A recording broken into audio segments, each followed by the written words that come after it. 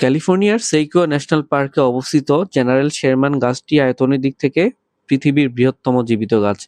General Sherman হলো একটি সেইকোয়া প্রজাতির গাছ। সেইকোয়া হলো বিশ্বের অন্যতম বৃহৎ ও দীর্ঘজীবী উদ্ভিদ। গাছটি মূলত যুক্তরাষ্ট্রের ক্যালিফোর্নিয়া অঙ্গরাজ্যের সিয়েরা নেভাদা পর্বতমালায় পাওয়া যায়। সেইকোয়া গাছগুলো উচ্চতা ও আয়তনের দিক থেকে দৈত্যাকার হয়ে থাকে। এগুলো প্রায় ৩২৫ ফুট পর্যন্ত লম্বা হতে পারে। এই গাছগুলো দীর্ঘজীবী। অনেক গাছ ২৫০০ বছর থেকে ৩০০০ বছরেরও বেশি সময় ধরে বেঁচে থাকে। জেনারেল শেরমান গাছটির উচ্চতা প্রায় ২৭৫ ফুট বা ৮৪ মিটার এবং এর গোড়ার ব্যাস প্রায় ৩৬ ফুটেরও বেশি। এর কাণ্ডের আয়তন ৫২,৫০৮ ঘনফুট বা ১৪৮৭ ঘনমিটার। বিশেষজ্ঞদের মতে এই গাছটির বয়স প্রায় ২৭০০ বছর। এটি পৃথিবীর অন্যতম প্রাচীন জীবন্ত উদ্ভিদ।